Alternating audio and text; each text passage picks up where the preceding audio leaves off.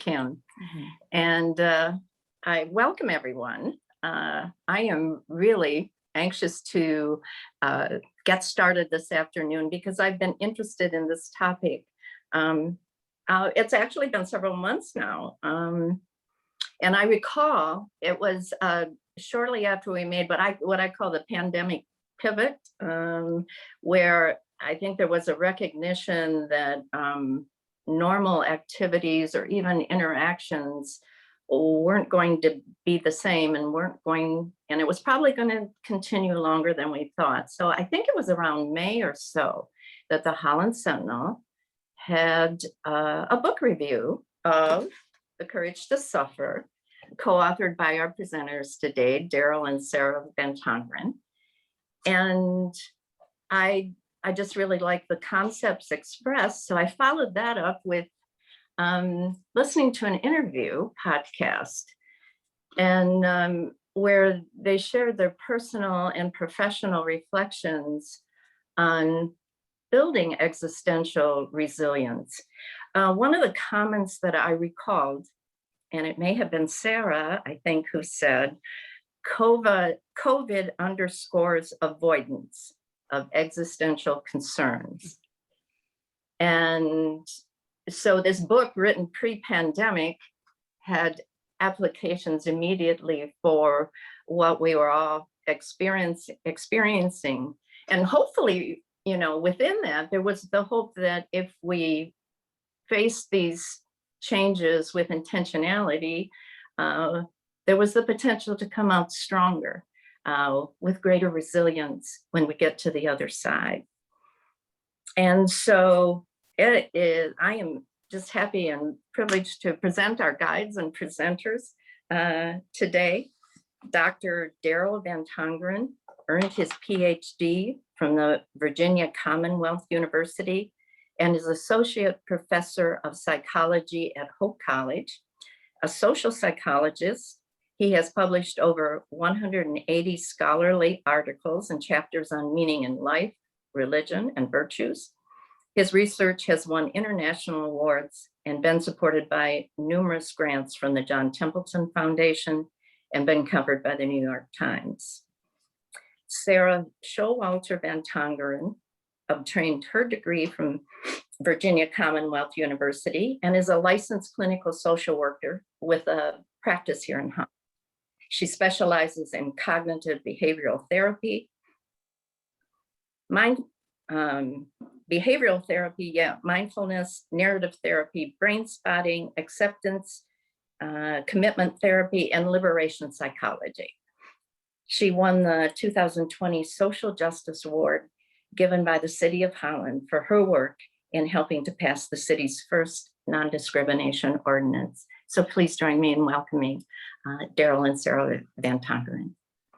Thank you. Thank you so much. Thank you to be here. And I have to especially shout out, I see Mary DeRitters here too. And she was also pivotal in the non-discrimination ordinance passing. So Mary, I'm so grateful for all that you did. So we're honored to be here today. And so I think we'll thank you for the introduction. I really appreciate it, Connie.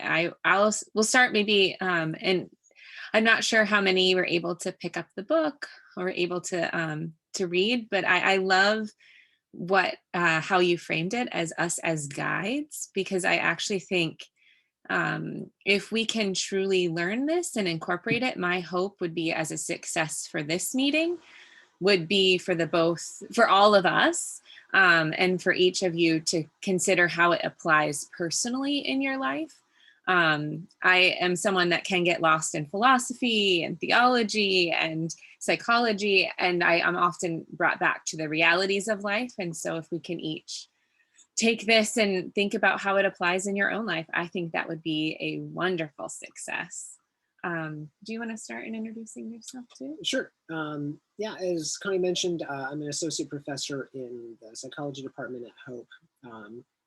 And like Connie mentioned, Sarah and I published this book Monday, March 9th, 2020. In fact, we had a very big book party, the last of its kind, I think. I think it was the last time we were indoors with anybody, Yes. outside of work. Eating finger foods. So we laugh about that and cry a little bit, to be honest. And we wrote this book to try to help people understand how to navigate periods of suffering, not knowing that we as a global community would experience a pretty challenging period of suffering and complex grief and trauma all together. And so what we're hoping to do with the talk today is, first, we'd like to talk a little bit about how suffering is an existential issue. And particularly, we'd like to talk about how COVID-19, the pandemic, is an existential threat that raises a lot of these existential concerns inherent in suffering.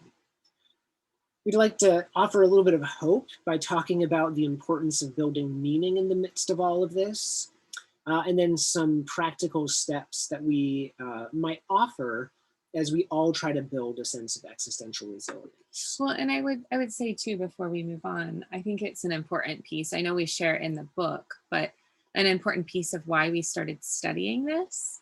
I think just so you all can understand maybe where we're coming from and the context in which we know it.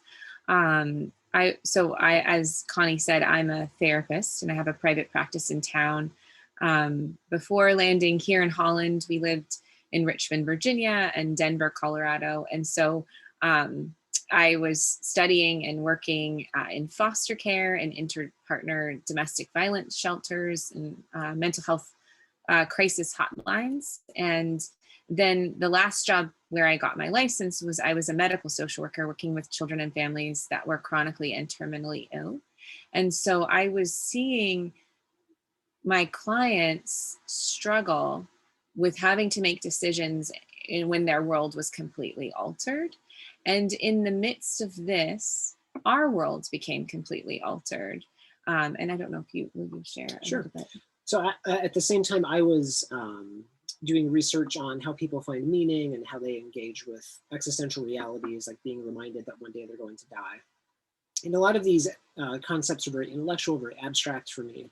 Well, especially when you were what, 27. 20, Yeah. I was 27 years old. It's very abstract, it seems. And so our world got changed when I received a phone call that my brother was going to have to undergo a heart surgery. Now, 7 years prior, he had an emergency heart surgery because he had suffered an aortic dissection. And he was rushed into an emergency surgery 7 years prior and was fortunate enough to survive.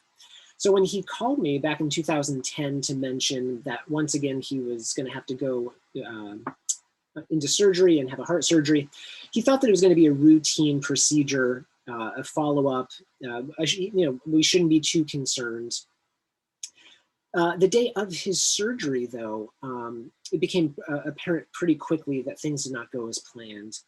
And after 3 excruciating weeks, we flew out there right away. And after 3 weeks of watching my brother struggle, he passed away at the age of 34. And he was married and he had 3 kids under the age of 6. And so a lot of the ways that I had, first of all, it was a huge loss. I mean, my brother and I were incredibly close. We talked multiple times per week. He was one of my biggest supporters and I was one of his biggest supporters. We were just such close friends. So it was a huge loss and a huge grief to me. And it really questioned a lot of the assumptions I held about the world. So my brother, he was a good guy, a good husband, a good father. Why would it be that he would be taken away, leaving 3 kids under the age of 6 and his wife to raise them? Where was God in all of this? And I remember even, when things happen, we'll mention this later, but when things happen, everyone responds so differently. And so to hear people say, well, the platitudes that people do, right? Heaven needed another angel. I kept thinking like, well, what about the 9-month-old kid who needs his dad? That sounds very selfish of God to need another angel. Like it was exposed, I would say, the cracks of faith, the cracks of worldviews, the cracks of even myself. And so navigating this together, along with the reality that we found out while we were in the hospital and Daryl's brother was dying, was that Daryl could also have that condition. It's highly genetic. And the process that goes with that, and ultimately finding out Daryl's dad has it and his sister has it. And it's still yet to be determined whether Daryl has it. So the reality of the ongoing, this isn't going to be solved anytime soon, let alone the reality that most likely his brother's kids have it, his sister's kids have it. So it has, I would say, largely shaped us and how we see. So it became very personal. And so when I was sitting across at the same time, I remember the shift that first day I went back to the clinic and I was assisting a doctor and a family as they were navigating the diagnosis of muscular dystrophy and what that would mean, that their child wouldn't live to be past the age of 21. And I remember sitting there and feeling different, being different, realizing I had been removed from suffering. And now I felt the sting of it. And here I am helping someone else navigate it. And so there was a shift within my professional life that was because of my personal life. And so that's largely where we come as we started to study it. So it became very personal for us. It shaped it was no longer theoretical. It took it into the practical. And so hopefully from that you can know and trust that we approach this both from a great deal of professional interest, but also from personal experience. Yeah. And so one of the things that I think that we've come to understand in our personal experience, but also in our professional work, is that suffering is very existential. And so I think it's important that we all make sure we agree on what it is we mean when we're talking about suffering. Yeah, we want to define it so that we can put some maybe containers around it. And just so you all know where we're coming from. So we sort of see pain as something that's explainable, has a distinct trajectory, it's focused and affects one specific area of life. It's often quick and easy and isolated. It doesn't mean it's painless, it's painful. So there is a reality in that as well. Whereas we view suffering as a psychological or emotional pain that is unexplainable, completely violating. It persists and it endures, which ultimately fundamentally shifts the way you see life. It is something that indelibly changes you. And so, I'm sure that if you, I've been told, my therapist had told me, if you live long enough, you'll realize that suffering is just an inherent part of life, right? So my sense is that all of us have been acquainted with suffering on a personal level through losses that we've experienced, through losses that other people have experienced. Yeah, suffering doesn't discriminate, is what I often say with my clients, is it doesn't discriminate. It does fall. I mean, I will say this, I have seen it does fall disproportionately among the disadvantaged, among the poor, among the people that don't have privileges. And it absolutely affects people who are privileged as well. So suffering doesn't discriminate. I think the people that fall maybe on a more privileged end, we have a little bit more protective factors against it, but it doesn't really discriminate, privilege or no privilege. So right now we're living through, if we take that definition of suffering, we're living through events, right? A global pandemic that's inevitably going to change us in pretty profound and fundamental ways. Like I know we kind of joked at the beginning that we had a lot of finger foods at our launch party for our book. I'm wondering if finger foods might be a thing of the past. And I know that's even just kind of a small example. Or at least we'll never look at finger foods again the same, right? Like we'll never, I was thinking about this as I was washing my hands this week after opening my mail. We've obviously went through the process of like, right, you go outside, you take all your clothes off, you wash them, right? Like that was the beginning. And now we're sort of to that state of like, oh, understanding more about what it is. But I was thinking about how the pandemic has changed me even how I understand germs, and how I understand maybe the threat of those, where maybe I was just living a dirty life, I don't know, but like the washing of my hands after opening mail, I had never done that before, and I probably will do that for the rest of my life. So even in those small shifts and small ways of understanding, it's affected us. And I think that's the thing I'll say as a therapist, is we're living through this right now. We've experienced the existential threat, and so now we are seeing sort of like how I did that shift when I was in that client room for the first time after my brother-in-law, Daryl's brother, died. We're different, and so we show up differently, and it's as a result of these existential concerns that suffering exposes. Now, when kind of naturally moving through life, every single one of us has a worldview. And so we think about a worldview as a set of attitudes, beliefs, expectations, and assumptions about the way that the world works. Some people get their worldview from religion, other people get their worldview from culture. Most of us get them from a mix of religion, culture, parenting. And they involve, a set of beliefs. So we have beliefs about ourselves, whether or not we think that we're good, how vulnerable or invulnerable we feel, beliefs we have about other people, or are other people trustworthy, and also beliefs about the world and God. So is the world fair and just? Is it safe? Right. Is God good and benevolent and powerful? Do good things happen to good people? And so usually when we're walking through life, our worldview is operating, and it's operating in a way where we're not really usually paying much attention to it. These are just assumptions that we often take for granted. We don't often think about or analyze the assumptions that we hold about the world. And when they're all intact, the world feels pretty meaningful. They can feel pretty predictable.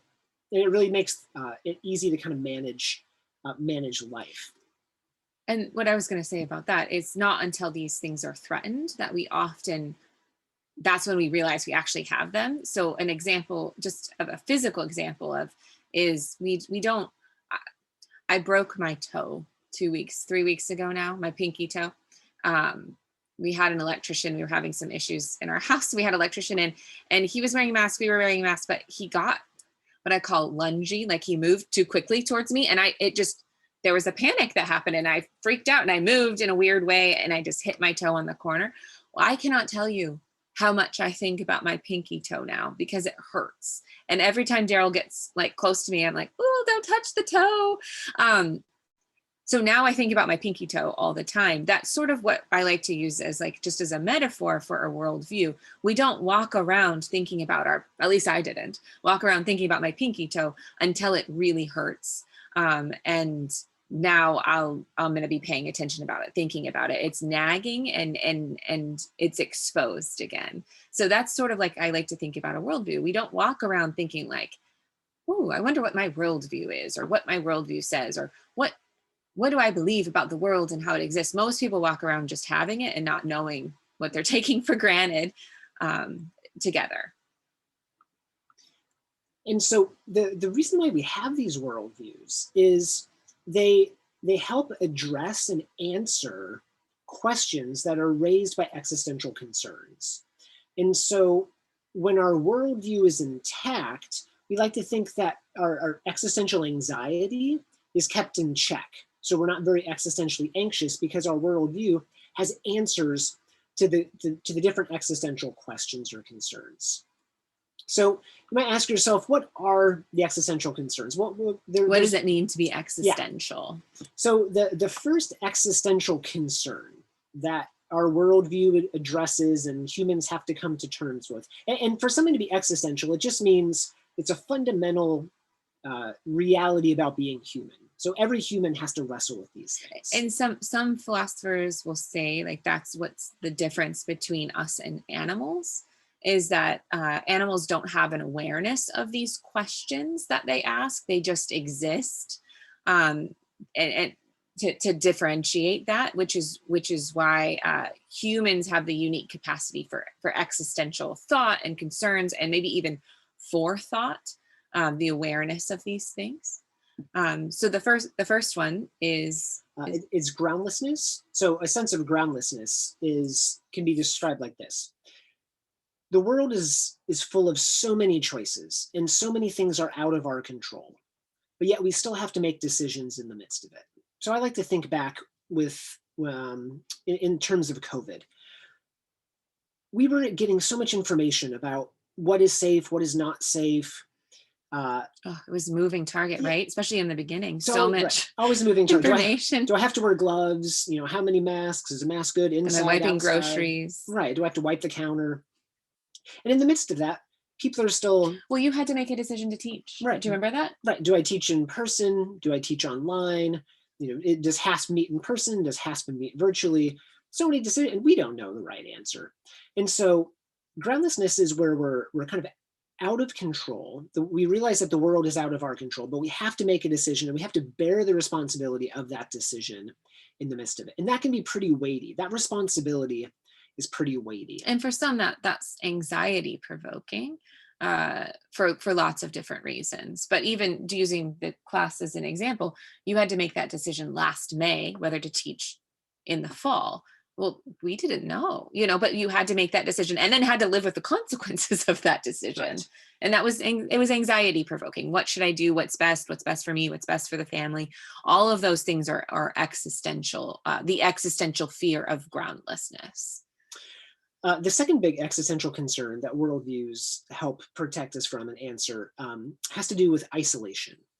So isolation is the realization that each of us are born into the world, exist in the world, and leave the world completely alone. And I know this sounds really depressing, but let me give you. I think it is. but let me give you a little bit of a tangible example. So right now, there's a number of people on the call. All of us are having very unique and different, separate experiences of what's going on right now. So Sarah and I are trying our best to make sure that we're engaging, that we're doing okay on that we don't threaten you all enough that you black out and have your own existential panic attack. Right. We want to make sure that we're clever enough that you don't log off. But some of you might be paying attention. Some of you might be kind of hungry. Some of you might be thinking about what's going on later tonight. We're all experiencing this reality differently because we're all different people. When my brother passed away, I experienced that in one very unique way. Well, he was your brother, right? And Sarah experienced that in another way. And even though we're married, even though we understand each other so well, even though we were almost exactly in the same room at the different times, we had two totally different experiences. And so it can be hard to come to terms with the fact that we are separate from other people. There's always going to be an unbridgeable gap between us and other people. We'll always be, I always like to say, we're always looking for language and understanding of connection, because there's always that gap that is going to exist. Sometimes the gap's bigger than others, but there is always, we all live our own life through our own eyes, even if we live together or experience things like, and to use this as an example of COVID, we've all gone through this and we've all had various experiences. We've been fortunate enough to be able to work from home. I have friends who that's just not the reality for them. And so they've had to have a different experience in COVID. I've had, some of my family members have chosen to get together and give hugs and be in one room. And then other family members and I haven't seen each other in close to a year and a half. So everyone has a different experience. And that can be threatening, especially when we want the closeness and the understanding and maybe even the oneness. Yeah, we're all kind of like neurons. As close as we can get, there's always going to be that little synapse, that little gap between us. The third concern or reality has to do with our identity. Who are we? And so we're constantly trying to tell ourselves a story about our lives, and we're trying to explain our lives through a narrative, a way that kind of makes sense of the world in which we live in and can define who we are. And so if you think back to COVID, to the degree people define themselves by their profession, if someone lost their job during COVID, who are they away from their career? Sarah and I, the previous summer, had really gotten into triathlons. Well, truthfully, Sarah got into triathlons, and then I tried to keep up with her, but she's very difficult to keep up with. And so being a triathlete had recently become part of each of our identities. Training at the pool, and also social identities, right? Like that's the other piece, is we had met some friends that way. And so we enjoyed the many laps at the Hope pool, and all, like, it was a social connection to people that then not only like it was the identity piece, and it was also my identity in society. And so I remember, especially in the beginning of COVID, sort of feeling like I was going a little crazy with, like, who am I? If I'm not an athlete, if I'm not and I can't train, I can't do these, like, who am I? And I think about this a lot, even upon retirement for people, right? When we retire from jobs, who are we outside of our jobs when we don't have that anymore? Or who are we when a spouse isn't there?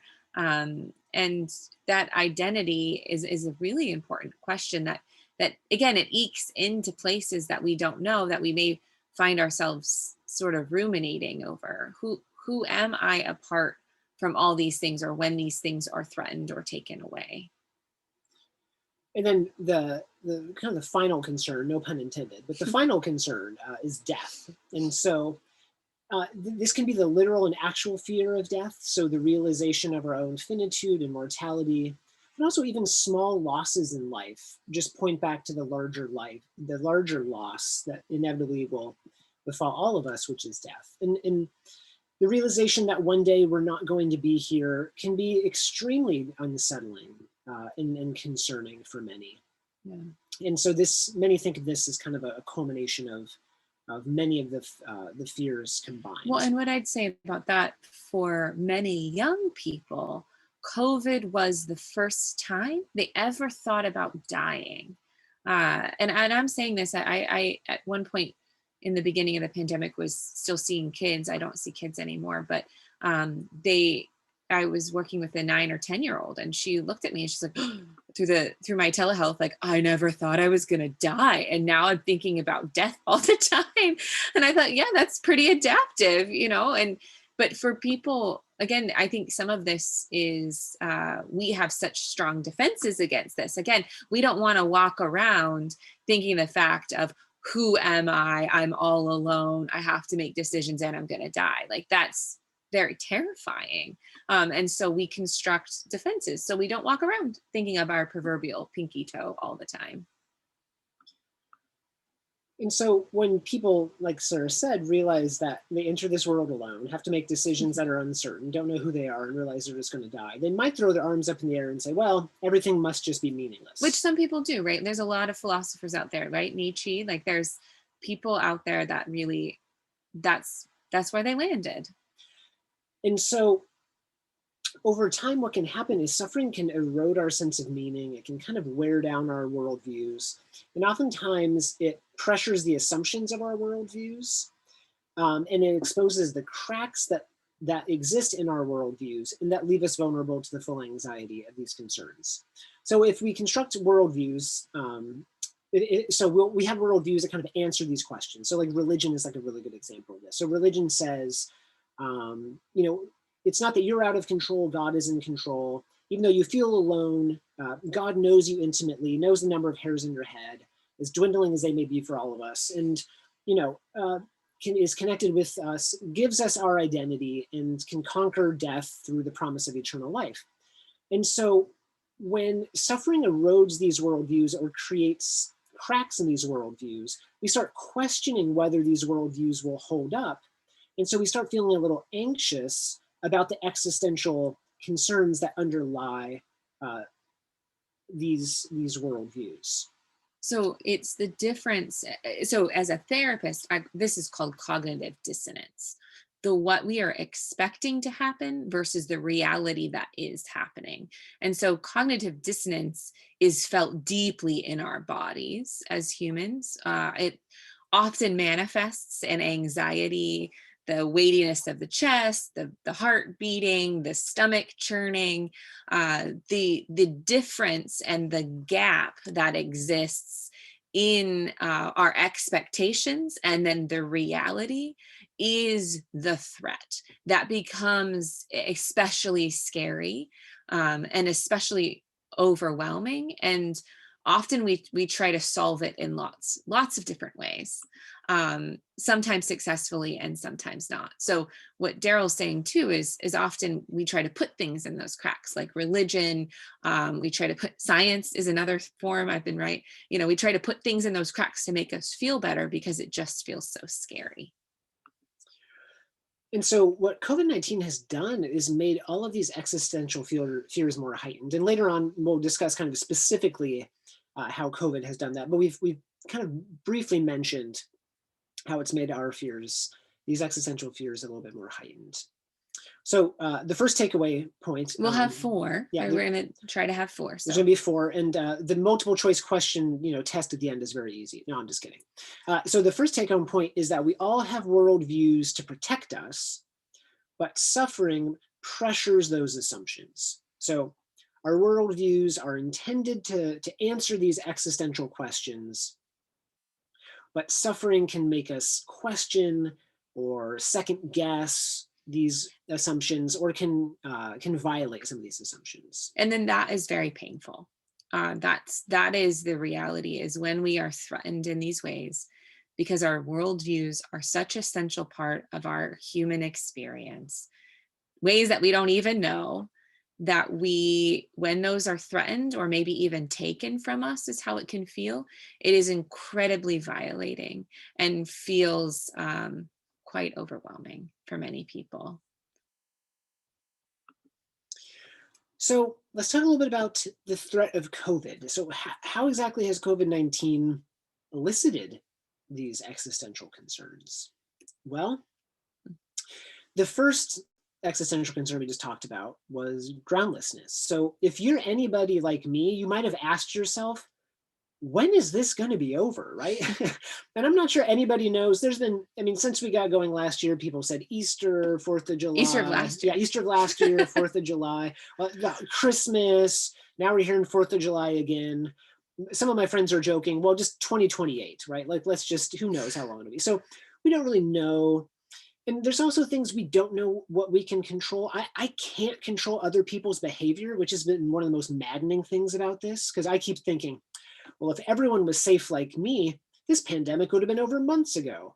And maybe that's just faulty thinking, but I can't control other people's behavior. I can try to control mine, but it just feels very unsettling to not know when it's going to be over, to not know how other people are reacting. And so it's raised our fears of groundlessness. I guess I should have mentioned, are there any questions because of our first take-home point? Any questions at this point? Hi, guys. So I just had one real early on, and you may have covered it, and I had to answer the phone for a minute. But the question was, could you define existentialism or existential? Oh, great. Yeah. So, yeah, great. So existential, when we say something is existential, we mean that just has to do with the core reality of what it means to be human. So every human is going to have to wrestle with these core things of what it means to be human. Right. And I think, yeah, and we probably did mention it, but again, I think I found this to be just an interesting point of what it means to be human and the human experience is, and I said it briefly, but I think it might be worth even talking about just a little bit about the difference between like animals. What was that study about rabbits? Was that what it was? About basically how humans, we can sit here and we can talk about it. We think about it. It's a reality that we face. But when animals experience death, they just are experiencing the threat right at that moment. Our sweet little cat, who's 11, isn't thinking about the end of his life right now. He's enjoying his afternoon sun nap. And so he's blissfully unaware of his ultimate demise at one point in his life, where humans, like I said, that young client, we have a period of time like that, maybe in childhood, but for some, the awareness of these existential concerns come quickly. Like I think about even Daryl and I you studied it, so you knew it like maybe academically, but we didn't. I was 27 at the time, you were 28, but our nephew and nieces, our niece and our nephews, he'll be brought up in it. He's 9 months and his dad died, so he has an awareness that people die around him and die unexpectedly, and awareness, so he's brought up in it. So it is different in different humans' experience. Yeah, great question. Thank you. So we just talked about groundlessness. The second existential concern, identity. Well, we might ask ourselves, well, what will life look like after COVID?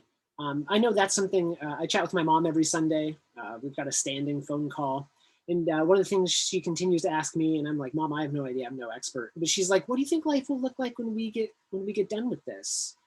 Have I lost the ability to do things that make me me? Will Sarah and I be able to compete in triathlons again? Will we be able to meet with our friends? Can we go to a concert? Can we eat indoors safely in large groups?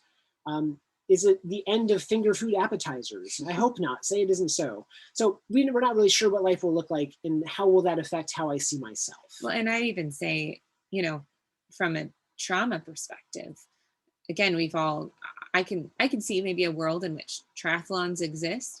I don't know how I'll feel when I'm swimming through everyone's germs as they're spitting, and all the body fluids that happen in the water that I knew, but I wasn't bothered with before.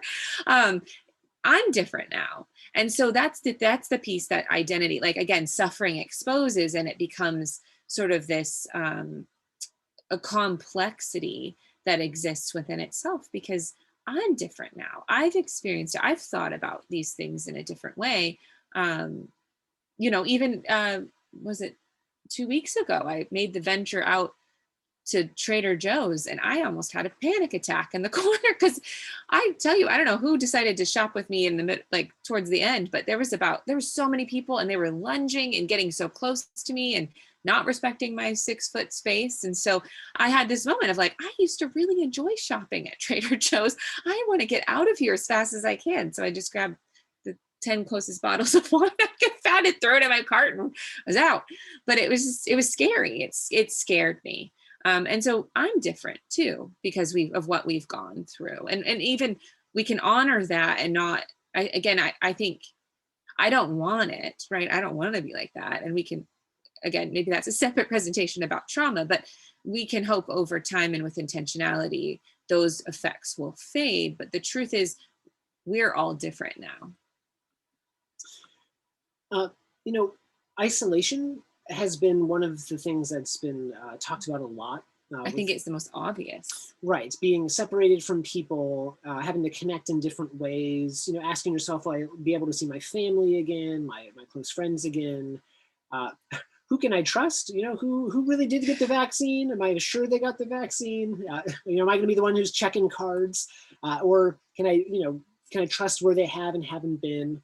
And just kind of feeling so separate and distant from people has really kind of made that concern quite high. Mm-hmm. I mean, one good thing is we become incredibly adaptive at how we've connected and communicated with Zoom and FaceTime, and they now have games for Zoom. So we're trying our best. And then finally, death has also been a very sad reality of this pandemic. Mm-hmm. I'm sure we all know people who have gotten sick. Many of us know people who have passed away from this. So we fear, will we get sick? And if we do, how bad will it be? So COVID really has raised all of these existential concerns simultaneously. Yeah, all at the same time. There's none that has not been affected by COVID. The other thing I wanted to add about death that's interesting, I think about this a lot as I wear my mask. That's a reminder that I'm trying to stay alive. So for many people, the mask, and it's become super political for lots of different reasons. Again, that's probably a separate presentation, but it's a reminder that we're frail and we need protection, and that can be threatening in and of itself. And so we see this constantly. I was even flipping through the TV the other day, and there's shows with people that are wearing masks. And so I just thought, wow, this is like, this is here, this is with us. it is now our reality. And so all of these different uncertainties can make our existential anxiety much worse. Now, what research has found, and some of the research that I've done and other people I know in the field have done, has shown is that when these existential anxieties get high, when they get activated, we can tend to get a little defensive. So some of the things that happen is we become very rigid and we defend our worldviews. We double down. We don't, again, anytime we're threatened, we want to make sure we're right because it's scary. And so we don't openly become curious. We prioritize security, and so we stop looking for ways to grow. So a lot of people, and I'm not saying this in a judgmental way. This is just kind of more of a descriptive way. Some people will just kind of stop looking for ways to expand themselves and just prioritize really wanting to stay safe, which again is not a bad thing, but this is just something that we tend to do.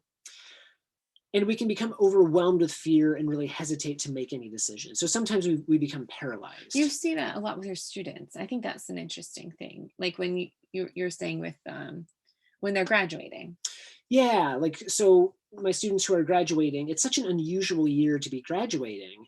The normal scripts for what people might do after graduation are just a little bit different.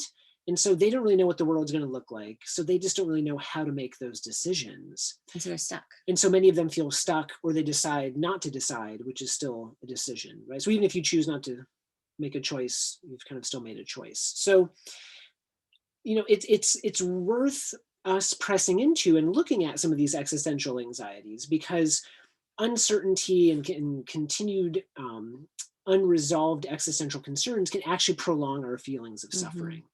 And so, whereas many of us may want to kind of avoid talking about these issues or avoid the pain, I would argue that if we really want to get to a place where we can flourish in the midst of this, we will have to push in, we will have to uncover some of these deeper questions about life.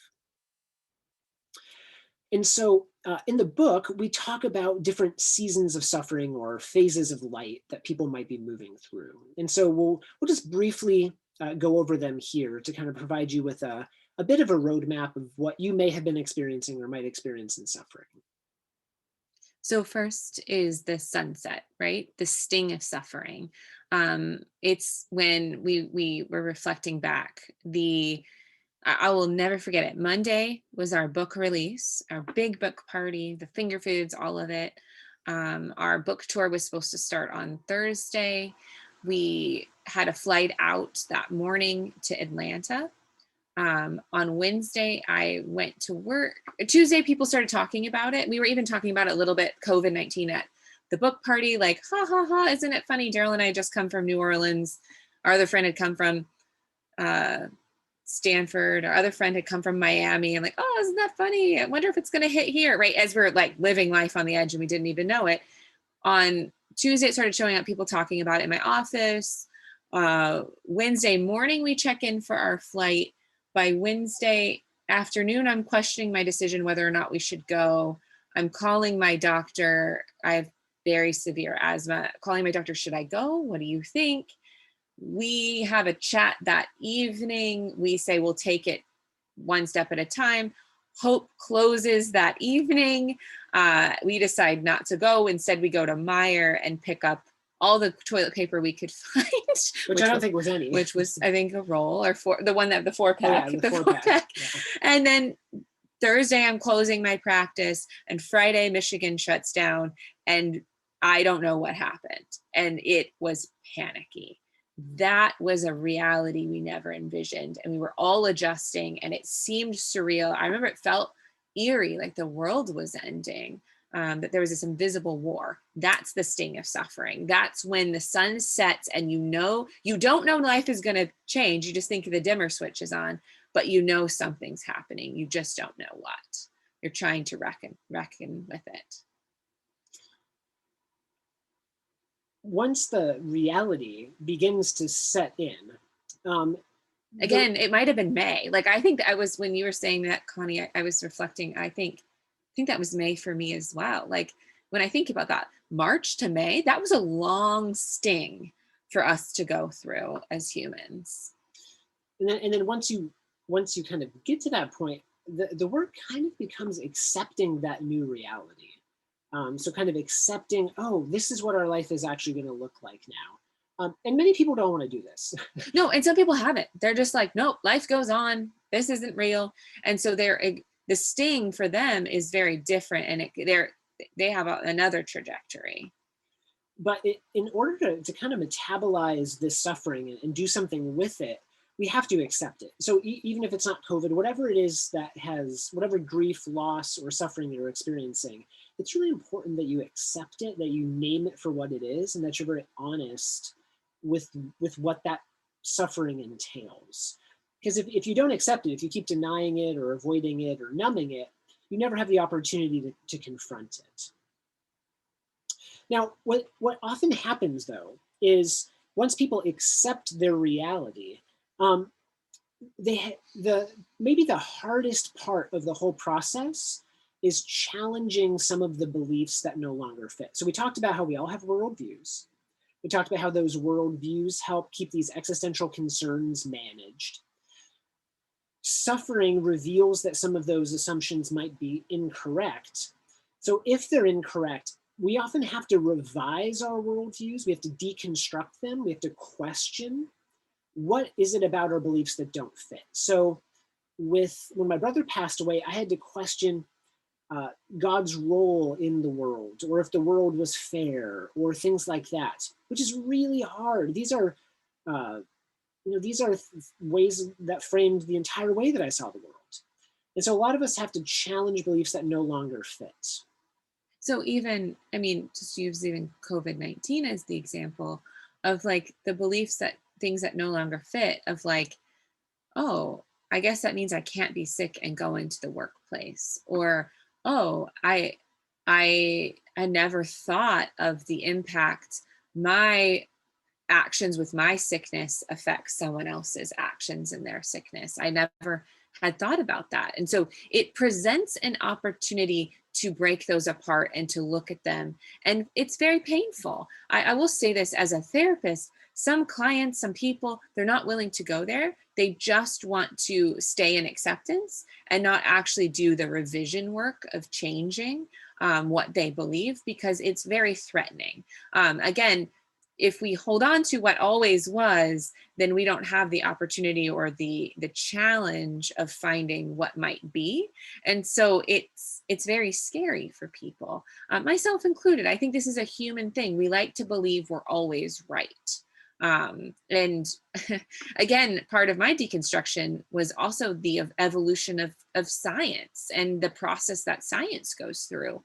Again, I can say, I believe science is a part of my worldview, but to actually sit and live a scientific process, it's very messy. And so seeing that was a deconstruction I had to go through, with the humility to recognize we don't always have the right answers, and we need to stay curious about those things. So then what happens after you deconstruct something is, this is where I, as a therapist and as a human, the riches come forth. It's a reconstruction. It's a dawning of a new time, of new understanding and new growth. It's a way to make sense of the world around you in a new way. That can feel very, very helpful, very meaningful, because suddenly then it starts to make sense. Because we want to be clear that it's not that you're just going to discard all your beliefs and just get stuck there and then decide that life doesn't have any meaning. You're going to put new beliefs back together, and what you're going to do is try to fit your beliefs in a way that match the empirical evidence of your life. So reassemble your beliefs in a way that more clearly match reality. And doing that, it can be very freeing, it can be very empowering, and it helps reduce suffering, because then your beliefs line up with what you've learned about the world. And hopefully the goal is that through this whole process, you can learn to live more authentically and according to your values. So one thing that we've noticed, and we even talked about, is during COVID, it's been a time for us to take, to pause and take stock of some of our values. I'm not sure if any of you have done this too. Like, when you have a lot of time where you can just kind of rest and think, you're like, I wonder what in my life needs to change. What, you know, where do I need to reorient some priorities? Where do I need to shift my time or my resources? And I know a lot of our friends have done the same thing, and they've become clear on some of the values that they have now that they weren't necessarily living up to before. Well, even I think about just behaviorally, right? We all, like, at least one of the things that we enjoyed the most pre-COVID was new restaurants. And so I always subscribed to the Grand Rapids magazine and looked forward to every new restaurant review. And I was excited about that. And then we would go out, we would plan this evening with our friends and we'd go out and it'd be this thing. And I think what I learned in this, what was clarifying to me, is the restaurants were fun and that was lovely. And the thing that mattered the most to me was the connection with my friends.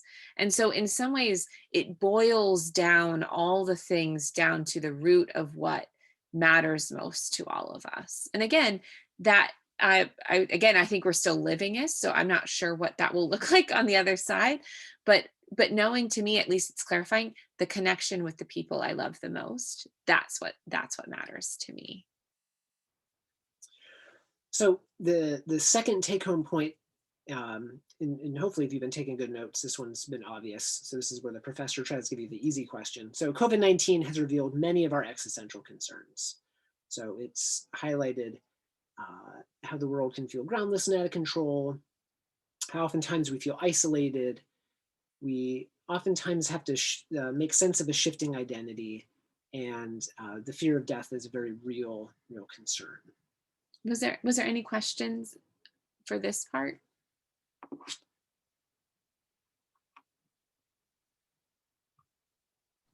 I'm looking. No, just a comment about what incredible, wonderful, interesting speakers you are. Oh. Keep going. Thank you. That's too kind. We should have saved that for the end. Now our Take heads will be too big. Oh, love it.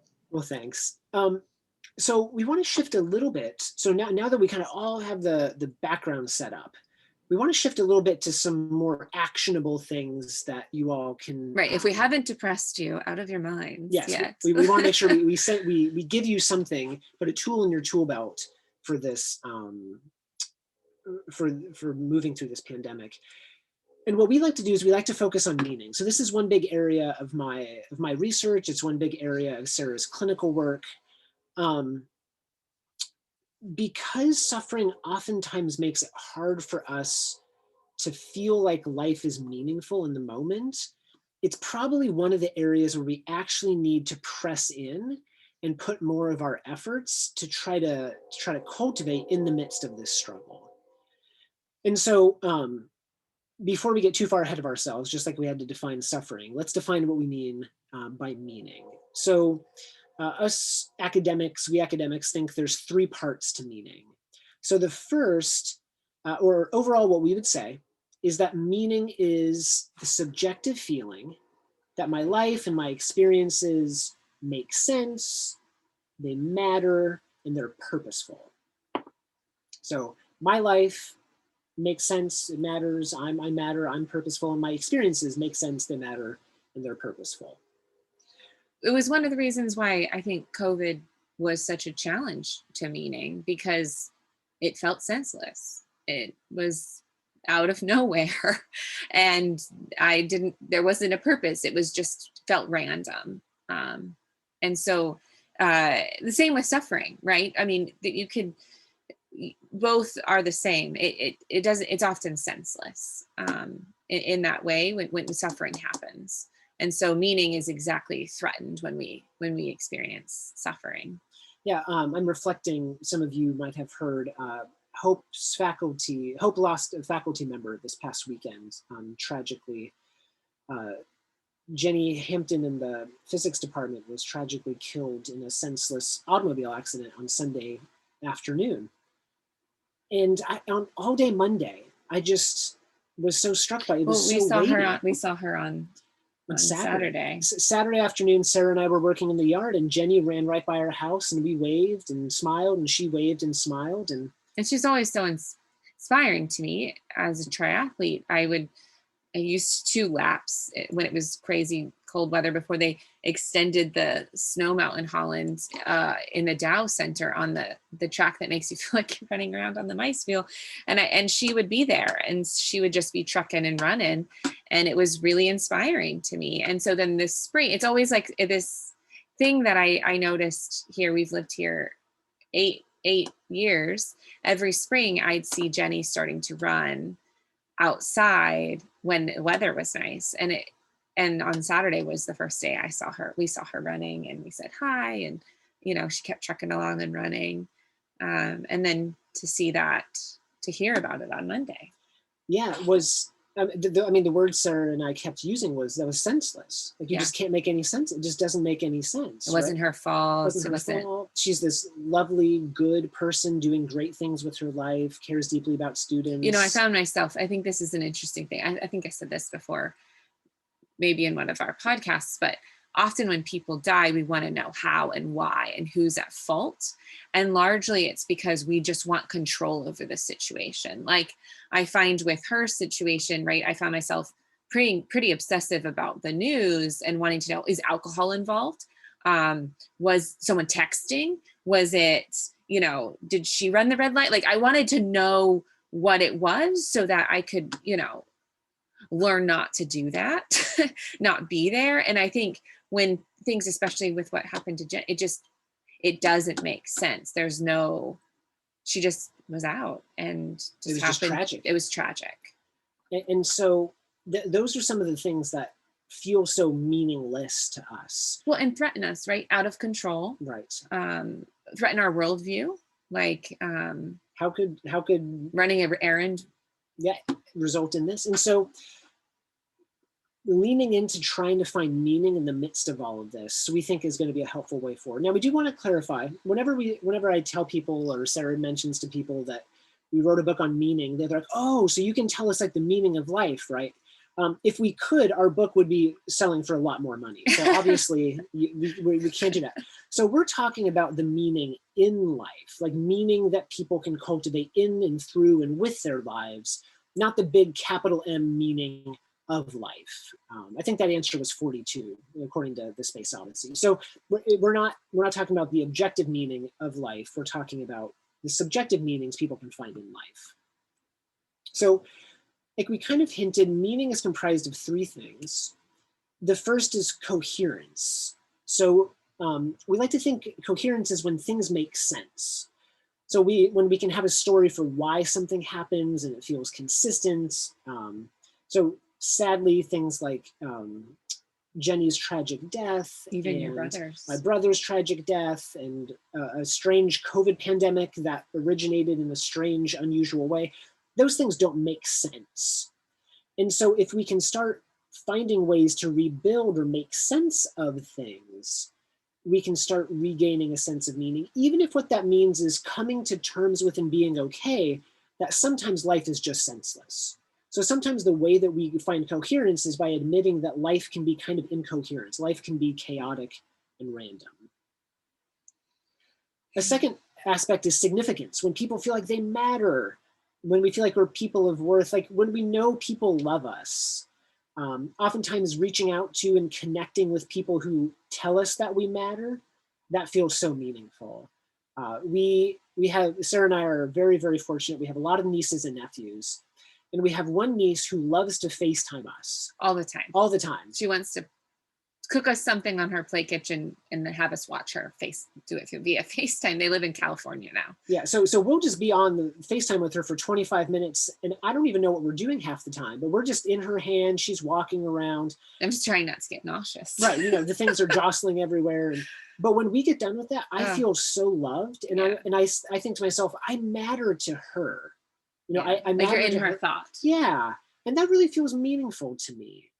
And so to the degree that you can kind of build that in, make those connections and feel like you matter, it's going to help in the midst of suffering. And then the third seems really lofty, but I'll try to make this really tangible. When people feel like they have a purpose, and we define that as like being connected to something larger, right? Like an intentional integration of something greater than ourselves. So oftentimes I think the world will define purpose as like, this is what I'm doing with my life. And yes, and I think it's more of the relationship maybe with something bigger than ourselves. So for some, that's God, it's the divine, it's the eternal. For some, it's nature and planting and gardening. I found that to be incredibly purposeful, especially last summer. And I'm already looking forward to this, like the garden and with the dirt under my fingers and nurturing things. It's something bigger than myself. What are other examples, would you say? Yeah, the way I kind of think about it, like Sarah said, is anything that just gets you outside of yourself. So if you do something to improve someone else's life, my guess is that's pretty purposeful. So anything that you can do to increase the well-being of someone else, that feels meaningful. So our big idea, just 62 minutes in to our talk, is that cultivating meaning is the key to flourishing in all the seasons of suffering. So you don't have to wait for suffering to be over in order to have a good life. Because my goodness, my guess is that y'all have figured out ways to have a good life in this past year. I know you have. When I logged on and I saw all those smiling faces, I was like, maybe they should be teaching us about what's going on here, because they seem pretty happy. They seem like they've got some ideas here. Well, and I think too, it's the redefining what flourishing is. I think our society broadly, I think this is something I'm working with a lot of my clients and even myself with right now, is we define flourishing as productivity, as product, as happiness, as absence of pain, perfectionism, talk about a certain BMI. Like, we define flourishing in a very temporary and non-meaningful way. And when we look at the literature, what meaning actually is the significance, coherence, and purpose. And so I think about, do you remember Miss Ethel? Mm-hmm. A dear friend of ours, we actually met in a grief support group right after Daryl's brother died. And we were 27, 28 in the group. And she was, I think at that time, in her late 60s, early mm-hmm. 70s. And we still keep in touch with her to this day. And I think about that relationship to me is incredibly meaningful. Was I happy? No. Was I enjoying my life and flourishing? Not according to society, but as far as finding that connection, that was very meaningful and still is to this day. So finding coherence again. So even as we mentioned, if ironically understanding that some suffering is just making sense of, is senseless. Finding significance again, so connecting with loved ones, and then finding a purpose. Any of the ways that we can do that will help us start flourishing in the midst of suffering. So in terms of COVID, trying to make sense of this pandemic, even if saying like, you know what, this happened about 100 years ago. Sometimes pandemics happen every 100 years and we can't really predict them. They'll just happen. Connecting with others in ways that affirm that you matter, that you're loved. FaceTiming with a relative, a niece, a nephew, a grandchild, a friend. And having just some direction or connection to something larger than ourselves. Even gardening. Right, like we mentioned. So our third big take-home point, there's just one more after this, is that meaning is the key to flourishing in COVID-19. So if you can find ways to make sense of your life and your daily experiences, if you can find connection with other people that you feel valued and significant, and you can do something that connects you with something larger than yourselves and will give you a purpose, even in small ways, even in very small ways, we believe that COVID-19 will be a little bit more manageable. So this is, we'll sort of give you on this section is how to build that existential resilience. So it's basically how to take that meaning that we've just sort of the coherent significance and purpose and how to apply it. But were there any questions before we press on? Questions or compliments? No, I'm just kidding. Let's see, it looks like I do have a couple. Hold on. It says, you mentioned podcasts. Do you have a regular podcast that we can listen to? Oh, that's very sweet. Very sweet. We don't, but we've been on about a dozen different ones talking about our book, but we don't have ones that we host. No. Okay. And the next question is, how would you explain the Capitol rioters' feeling of a meaning greater than themselves by their actions in storming and overturning the vote for president? Can you say that again? I'm sorry, I could not hear that.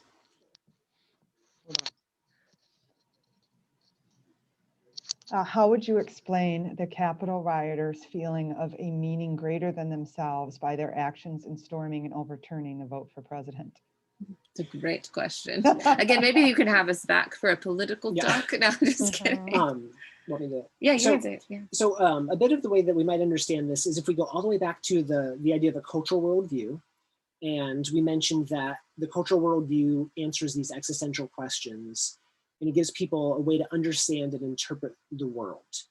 And so when they feel like that is under threat, we mentioned about doubling down, recommitting, and becoming more defensive. So one way of understanding what happened on January 6th with the insurrection, Capitol rioters, is that they felt like their worldview, their beliefs were under threat. And because the world was not panning out the way they expected it to and the way they saw it, they doubled down on those beliefs, and as a way of acting defensively, were actually acting offensively or aggressively to reassert that their beliefs were right. So one of the things that this research has found is if I interact with someone who has a different set of beliefs than me, that's very threatening to me because one of us has to be wrong and chances are I'm not wrong, but the other person thinks the same thing. So one of the ways that I can reaffirm that I'm right is either to change your mind or get rid of you and your view, sadly. And so we see a lot of ideologically motivated violence because people are defending their cultural worldview.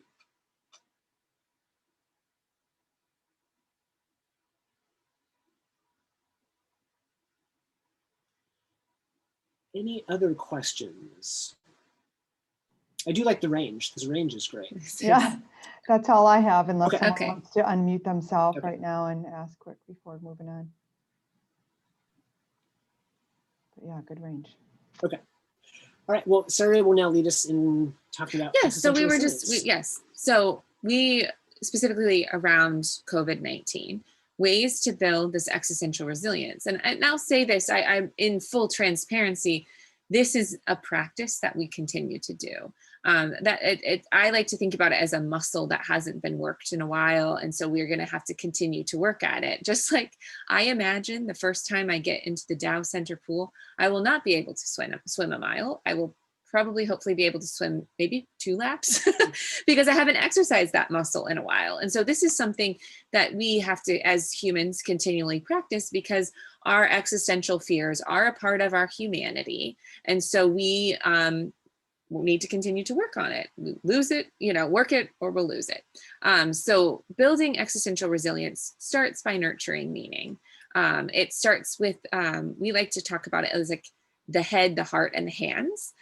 So the head is engaging in transcendent practices. So people, for lots of people, it looks all different across all different things. So religion is one way, spirituality is another way, connecting with the divine, connecting with something that is greater than ourselves, like prayer, walks in nature, meditation,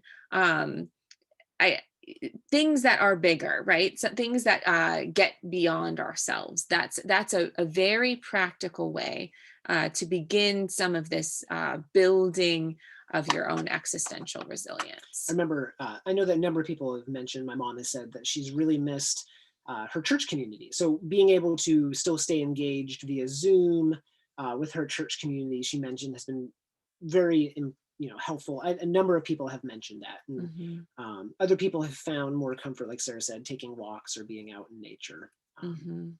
A second way to nurture meaning is the heart. And so we've kind of been beating this drum a lot, but we think it's kind of important. And so this is investing in relationships with loved ones. I teach a class on how to make a meaningful life. I teach seniors, but by seniors, I mean like seniors in college. And so I tell them, we just talked about this, and I kind of gave them the keys to the meaningful life halfway through the semester. So I hope they're going to keep coming back, because now that they know this, I'm not sure that they're going to. I don't know what they're paying for. I don't know what they're paying for. They might don't want to come to my class anymore. But relationships really are the key to meaning in life. If you ask people, like, what makes life the most meaningful, it's other people, right? It's the relationship with a partner, or a sibling, or a parent, or a child, or a niece or nephew, or a pet, or a plant, right? Well, maybe not a plant, but for me it's a plant. okay. That's I name my plants, so there's that. So yes. And so when we can invest with other people, it really makes life feel more meaningful. And so some things that I had a friend do this, and it was so meaningful to me that I wanted to share. She took up letter writing in a way that was connecting to other people. So and I thought this was sort of a way that she nurtured meaning both within herself, but then also gave it as a gift to me. She took up letter writing, and she wrote in each letter the intention around what each person meant to her. And then she put it in the mail, and it just was, I've saved that letter, and I've come back to it a couple times as a way of reminding me that my life does matter in those times when it feels incredibly isolating. You could FaceTime or Zoom with family and friends. We have a little exercise group that meets online, and last night we did St. Patrick's happy hour. And it was quite, again, it wasn't what we wanted. The reality of what we want versus the reality of what is the threatening thing. It wasn't what we wanted. And if I can stay in the present moment, I'm really grateful for what we have. And then research has also found that nostalgia is a pretty good source of meaning. So if you can recall some fond memories of the past, and if you can also do it with good friends, that's actually pretty powerful. It helps you stay rooted in some of those good memories of when life felt extraordinarily meaningful. It can help you feel grateful for what you have right now. And it can encourage you to also go build new memories that you decide that you'll want to remember in the future. So then the hands are a way of acting pro-socially, virtuously, giving of yourself to other people. It's a connection to something. Again, it connects you to something larger than yourself. And so finding creative ways through I was thinking too of my friend as well. She's a medical social worker. And so she said she got this idea because one of her patients had done that to her. And just as a thank you, because she's had to continue to work in a patient-facing role during the COVID-19 pandemic, that her, a patient of hers had sent a thank you note to her and what she had meant. And so, we were thinking about that specifically around the physicians that have been on the front lines this entire time, the nurses that have been on the front lines, the teachers that have been on the front lines with the students. So writing a letter of gratitude to someone. Volunteering was another thing. I know that makes it a little bit more complicated. During the COVID-19 pandemic, I heard another story. One of my clients shared that I thought this was so lovely. There was a person, I think a neighbor or two, that had gotten COVID and was indoors. And so they offered to make the meal for them every day a certain week, and then another neighbor was making another meal, and they just leave it on the front porch. And I think that's another way of connecting and volunteering. Another thing that also happened is another family member of mine that's in Florida, so far away, had gotten COVID-19. And so one thing that was a brilliant idea that I hadn't thought of, that someone told me about, was to use the app DoorDash, and then you can get meals delivered to the people even out of state. And I thought, what a brilliant idea. My sister is going to be having a baby, and so I won't be able to be there in person, largely because I don't want to expose the baby and all the things. And so I was already thinking, like, oh, I'm going to work on making sure I can't cook a meal for her because she's in Florida, but I can have it prepared and have it delivered to her house. Or I could bake her something and send it too, but maybe cookies and not like a cake, right? Something that'll travel well. Yeah, exactly. A second thing that we would encourage is for people to start viewing existential threats as facts and not fears. Yes, it's a lot of what we talk about in our book specifically is the literature, and most psychologists and philosophers will talk about these are existential fears, these are existential threats. Really, we would like to change the language on that to actually say these are truths, they're not threats. The reality is this is what makes us human. This is what makes, there's a special uniqueness of our humanity that's embodied in these different threats. Now, I'm going to guess, though, that this group knows this a little bit more than some of my students might know this. And I know the research backs it up. So some research has found that as people get older, as people age, they actually become quite comfortable talking about death. They get quite comfortable talking about these existential realities, in part because they've had more practice. Right? These have just become integrated into more of their stories, more of the people that they know. And so they've become more comfortable treading in the existential waters. So my guess is that possibly for this group, making this transition to view them in this way might be a smaller leap than when I ask my students to do this. And it's like I ask them to go to the dentist, right? And then kind of making peace with these realities, realizing that, the groundlessness of life is just kind of a true thing. The fact that we all die, we don't have to be afraid of that. It's just a reality. It doesn't have to be something that we fear. We can just kind of make peace with that reality of the rhythm of life. And then the last suggestion is if we can start developing a bit of existential security. So we like to talk about this as a tentative resolve about how to address these existential concerns. Tentative being the key word. Right, tentative is the key word. So we talk about the image of putting up pillars for a house, a very few but relatively unmovable number of things that you're pretty sure about, but leaving plenty of room for flexibility and uncertainty, leaving plenty of room for when you have to adjust and adapt to new evidence, new ideas, and new growth. So kind of settling on a few things that give a bit of stability, but being very open to revise moving forward. So it's kind of balancing some degree of security, but also prioritizing growth and expansion as well. Well, and when hopefully my sort of what I would add to that is we're using our head, heart, and hands. We're trying to connect with others and something greater than ourselves, which I know this is, again, the range of pulling out, like talking about the insurrection and on the Capitol. This will also help us be grounded in the connection towards other people, and often, and I hope, other people that are different enough than us, so that we can also maintain with our head, heart, and hands virtues like humility to recognize we actually don't, there's no certainty that we can have about things that we know always. There's certainty the certainty of openness might be the certainty of the pillar that we want to maintain. But to keep us in connection with others and something greater than ourselves, it will allow us then the humility to revise them as we need, to inform, to grow, to change. And sometimes we have to draw from our past experiences of suffering to kind of help us figure out what are the things we need to hold on to and what are the things that we can discard. And so the final take-home point here is that there's no need to fear these existential realities. We can become friends with these existential realities, or make friends with them. We can realize that they're facts, not fears, they're truths, they're not threats. We can really make peace with them.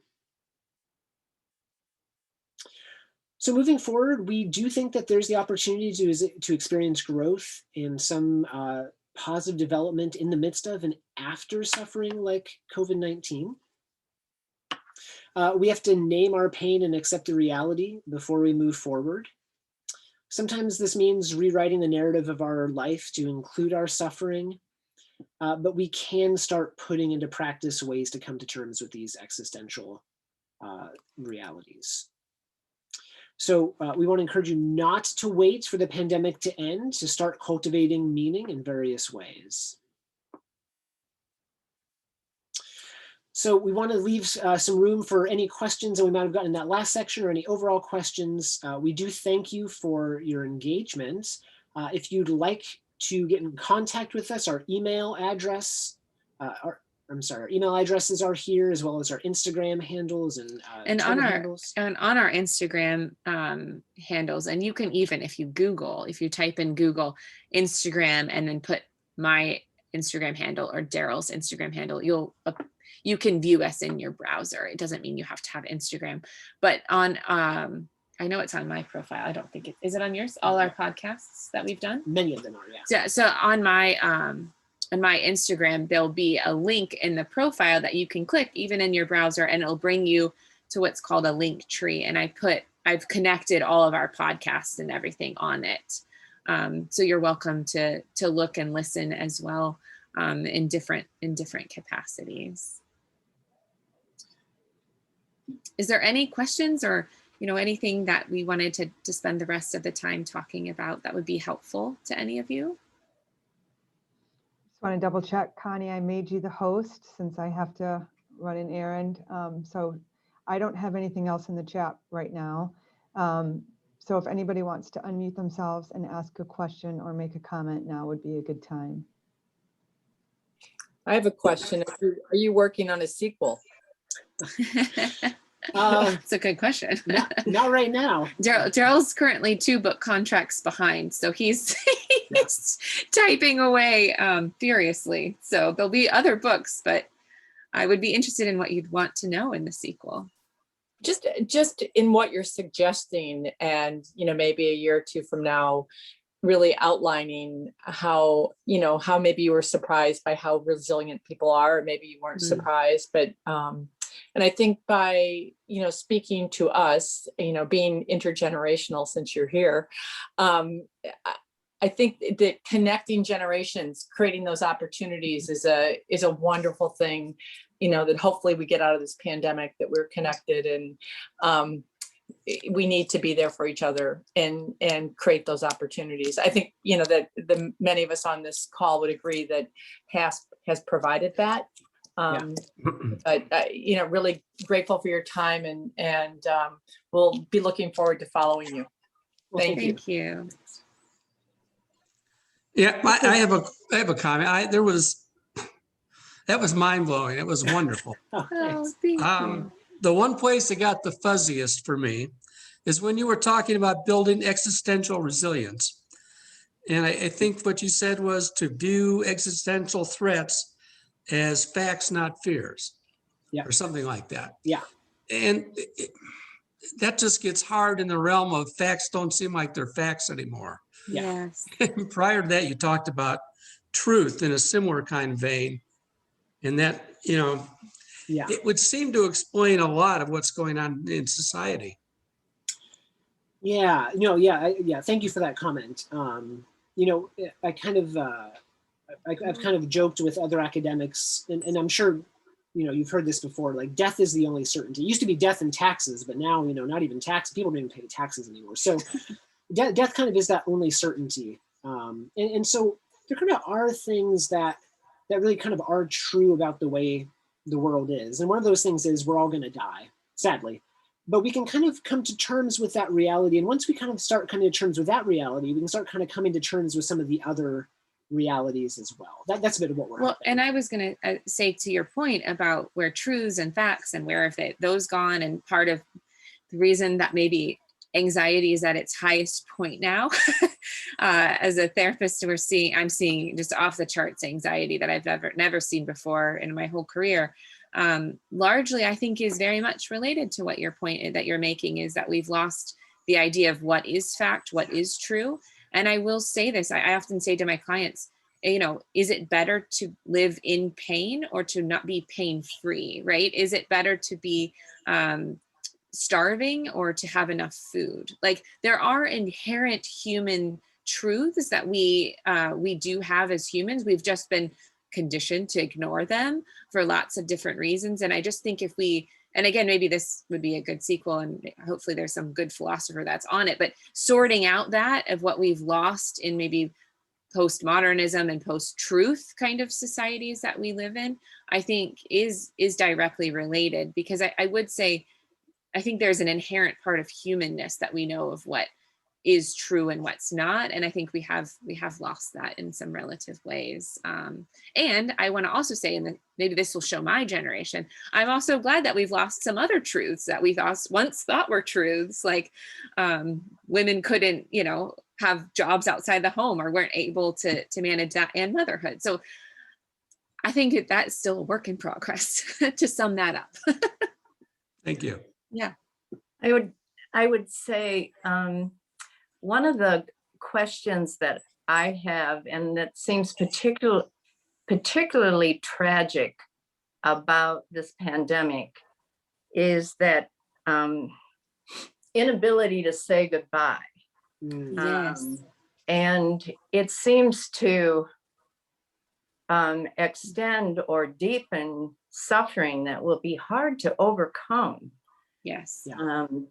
And I'm wondering if you could speak to those of us who have lost friends, even if it wasn't a COVID-related death, there was still this barrier to embrace and say goodbye. Yes. And that speaks to that, right? So we have the human experience of isolation, and now you're talking about the traumatic experience of isolation. Yeah. So you're talking about the trauma of not even being able to hold your friends, to grieve together, to be together, to celebrate the life and remember together. I do think those ways we are going to have to continue to grieve and mourn and try to make sense of, even if it's like Daryl said, even if it's that it's senseless and it wasn't fair and it wasn't right and it shouldn't be this way. The reality is it was, and that is something to mourn as well. I often think about when I'll get to hug my sister again. And that brings tears to my eyes, of being able to be with humans in an intimate way, again, that's outside of our household. And so I guess how I would turn it into maybe this resilient, without ignoring the pain of what exists to the separation of it, would be, that's how important relationships are to us as humans. And so you best believe, as soon as this is over, or it's safer, or we're vaccinated, all of us, and able to hold each other, I'm going to give my friends and my family the biggest hugs. I just wanted to say that there can be such a varied reaction to things. Like I had a friend say to me early on in the pandemic, the lockdown really is an introvert's dream. And I said, how so? And she said, well, we don't have to feel guilty for not wanting to go out. And I have seen instances where people have said things like, getting cancer was the best thing that ever happened to me. And someone facing death saying, this is the best time of my life because they got to spend such quality time with their friends and family. And, I would say probably most of the people who are in this class, we don't get to be this age without having resilience, because I'm sure most people have gone through some tough times. Yes. And so it's interesting, the human spirit. It's almost like what Rilke said, we're meant to experience it all, the beauty and the terror. Absolutely. I love that. Yes. Yeah. We always say, I don't know if we can, well, okay, I'll edit it and you can insert whatever words you want to, but death cuts the BS out of things, right? Like, it clarifies, it's clarifying, it puts everything into perspective. And I think that's where some of the book that we didn't get into will talk about ways it actually, there is such a thing called post-traumatic growth. And it's very varied, because again, I would say, especially about COVID, I would like to go back to the life in 2019. I would trade it for the world. And there are things that now I know about myself that I never would have known had I not gone through this experience. And so, in as much as I say that, I also can't live with the reality. I can't separate the two.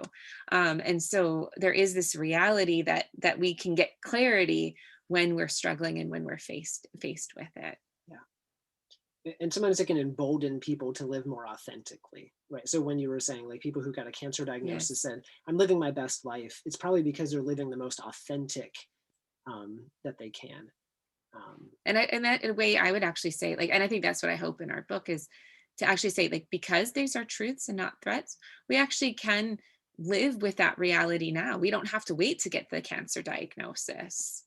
We don't have to worry about, like, I think what I would say as a therapist, like with the introvert, let's work on that guilt so you don't have to live a life where you feel guilty for saying no. Like, let's live the life because we know it's short, because we know it's precious, because we know we have that expiration date. Let's live a life that's meaningful to us. That's the life we only get, like what Mary Oliver says, you know, what are we going to do with this one wild and beautiful life? I will say it is past 2:30, and I don't know if Daryl and Sarah can stay for a while, but those of you who need to leave, and if there are a couple more questions, do we have time to address those? Yeah, we could stay for a couple more questions. Yeah. There is a comment in chat.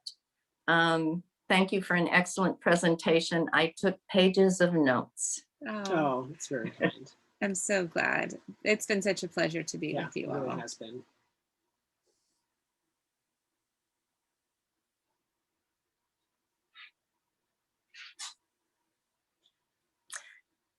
All right. If